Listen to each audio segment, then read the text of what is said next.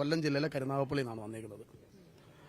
വന്നതിന്റെ ഉദ്ദേശം എന്ന് പറഞ്ഞാൽ അദ്ദേഹം ഞങ്ങളുടെയൊക്കെ കൺമുൻപിൽ അദ്ദേഹം കാണപ്പെട്ട ഒരു ദൈവത്തെ പോലെ ഞങ്ങൾ കാണുന്ന ആളാണ്. കാരണം എത്രയോ ആളുകളുടെ ജീവിതത്തിൽ വരുമാന മാർഗമായി മാറിയിരിക്കുന്ന ഒരു വ്യക്തി, എത്രയോ ആളുകളുടെ ജീവിതം ഇന്ന് കരിപ്പിടിപ്പിക്കുന്ന രീതിയിൽ ഒരുപാട് സ്ഥാപനങ്ങൾ, ഒരുപാട് മേഖലകൾ തുറന്നു കൊടുത്ത ഒരു വ്യക്തി.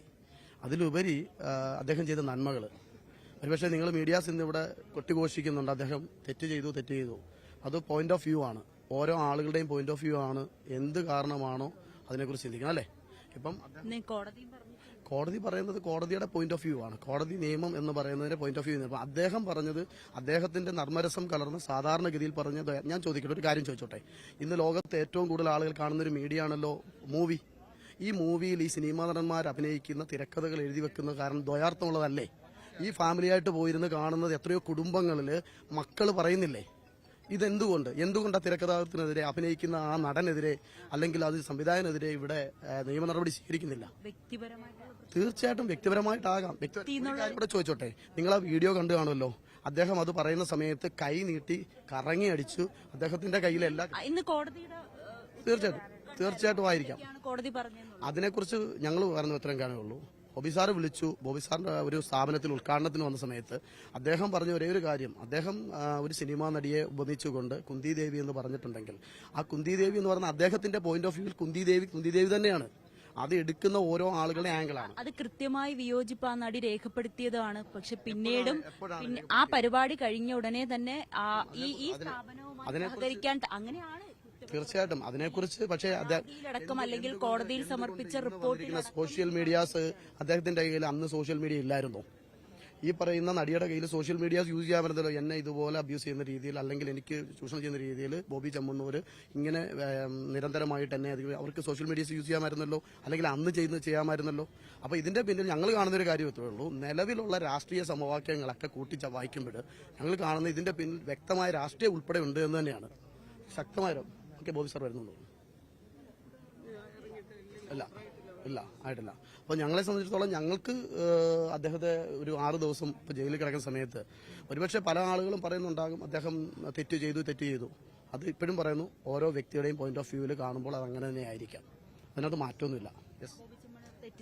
തീർച്ചയായിട്ടും അദ്ദേഹം തെറ്റ് ചെയ്തോ ഇല്ലയോ എന്നുള്ളത് ഞങ്ങൾ പറയുന്നില്ല. പക്ഷേ അദ്ദേഹത്തെ ഇന്ന് കേരളത്തിലുള്ള ഞാനടക്കമുള്ള നിരവധി മലയാളികൾ സാറ് പറഞ്ഞതുപോലെ ദൈവതുല്യമായിട്ട് കാണുന്ന ഒരു വ്യക്തി തന്നെയാണ്. ഇപ്പോൾ അദ്ദേഹത്തിനേക്കാൾ വലിയ കോടീശ്വരമായ കേരളത്തിലുണ്ട്. പക്ഷേ അദ്ദേഹത്തിനെ ആളുകൾ സ്നേഹിക്കുന്നുണ്ടെങ്കിൽ, ബഹുമാനിക്കുന്നുണ്ടെങ്കിൽ തീർച്ചയായിട്ടും ഒരിക്കലും അദ്ദേഹത്തിന്റെ കാശ് കണ്ടിട്ടോ ഗ്ലാമർ കണ്ടിട്ടോ അല്ല, അദ്ദേഹം ജനങ്ങൾക്ക് നൽകിയിട്ടുള്ള നന്മ കണ്ടിട്ടാണ്. അപ്പൊ പിന്നെ ഒരു തെറ്റ് പറ്റുക എന്നുള്ളത് മനുഷ്യനായിട്ട് ജനിച്ച ഏതൊരു വ്യക്തിയുടെ കയ്യിൽ നിന്ന് തെറ്റ് സംഭവിക്കാറുണ്ട്. അപ്പോൾ ചെയ്ത തെറ്റ് തിരിച്ചറിയുക, അതിന് ആ തിരിച്ചറിവിൽ അദ്ദേഹം അതിന് മാപ്പ് ചോദിക്കാൻ തയ്യാറായ ഒരു വ്യക്തിയാണ്. ആ ഒരു മാപ്പിൽ ഒതുക്കാവുന്ന ഒരു പ്രശ്നം ഇത്രയും വലിയൊരു സങ്കീർണമായ വിഷയത്തിലേക്ക് എങ്ങനെ എത്തി എന്നുള്ളതിന്റെ പിറകിലേക്കൊന്നും ഞാൻ പോകുന്നില്ല. തീർച്ചയായിട്ടും ഇന്ന് അദ്ദേഹത്തിനെ കാണുക എന്നുള്ള ഒറ്റ ലക്ഷ്യത്തിലാണ് എത്തിയിട്ടുള്ളത്. Thank you.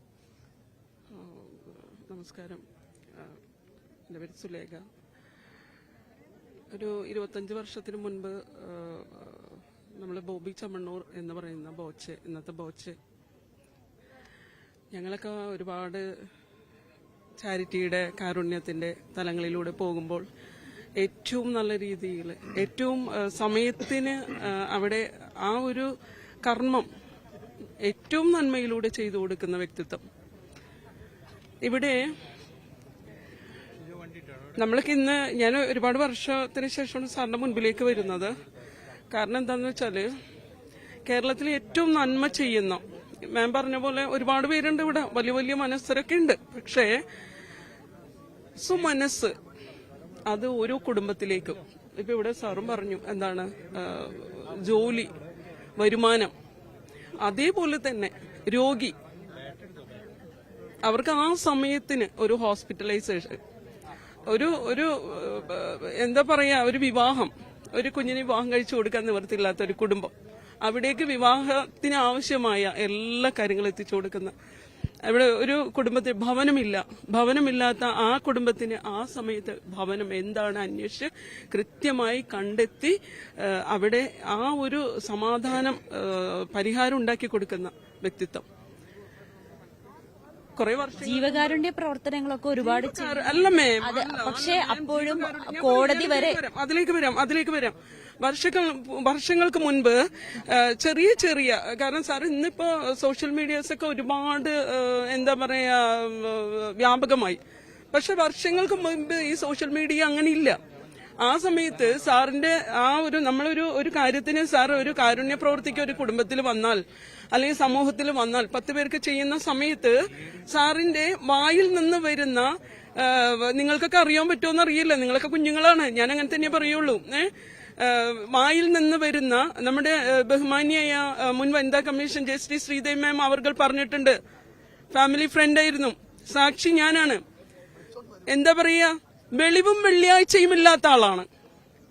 വെളിവും വെള്ളിയാഴ്ചയും ഇല്ല എന്ന് പറയുന്നത് എന്താണെന്നറിയോ?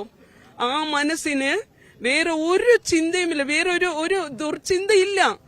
വിടുവായുത്തം ചിലവരുടെ ജന്മനാ ഉള്ളതാണ് അത് വൈകല്യം. അങ്ങനെയുള്ള വൈകല്യം സമൂഹത്തിൽ എന്തും പറയാനും ഇല്ല, എന്തും പറഞ്ഞിട്ടില്ലല്ലോ. എന്താണ് പറഞ്ഞേക്കുന്നത് നമ്മൾ നോക്കിക്കഴിഞ്ഞാൽ പിന്നെ അതിൽ പറയുന്ന ആ വിഷ്വല് ഈ 3 പേരിലാണ് പിടിച്ചിരിക്കുന്നത്. അത് മാത്രമല്ല അതിനുശേഷം ഇല്ല, അതിനുശേഷം അല്ലെ നമ്മളിത് കൂടുതൽ പറഞ്ഞില്ല. പക്ഷെ വർഷങ്ങൾക്ക് മുമ്പ് നമുക്ക് ബോധ്യപ്പെട്ട വ്യക്തിത്വമാണ്. അങ്ങനെ ഒരു പ്രവൃത്തി ചെയ്യുന്ന ആളല്ല.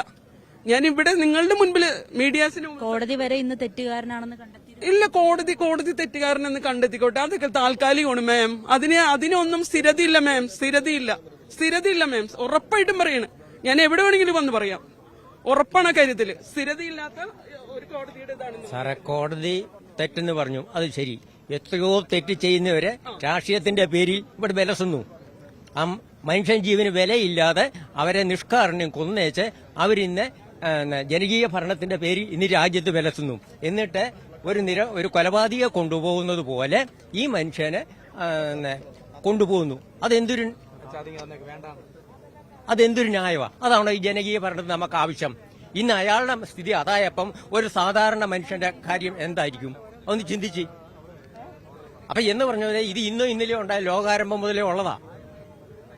അത് ഇവിടെ സാത്താന്റെ ഭരണം നടത്തുന്നു, അതിപ്പോഴും ആർത്തലച്ച് നടത്തുകൊണ്ടിരിക്കുന്നു. അപ്പൊ അതിനെക്കുറിച്ച് നമുക്ക് എന്ത് ചെയ്യാൻ പറ്റും? ദൈവത്തോട് പ്രാർത്ഥിക്കല്ലാതൊന്നുമില്ല.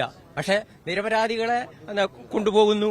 ഈ മനുഷ്യൻ ഇത്ര ചാരിറ്റി പ്രവർത്തനം ചെയ്തിട്ട് അയാളെ ഇങ്ങനെ പിടിച്ചോണ്ട് പോകുന്നു. അത് ക്ഷമിക്കാൻ പറ്റുന്നതാണോ? അതേ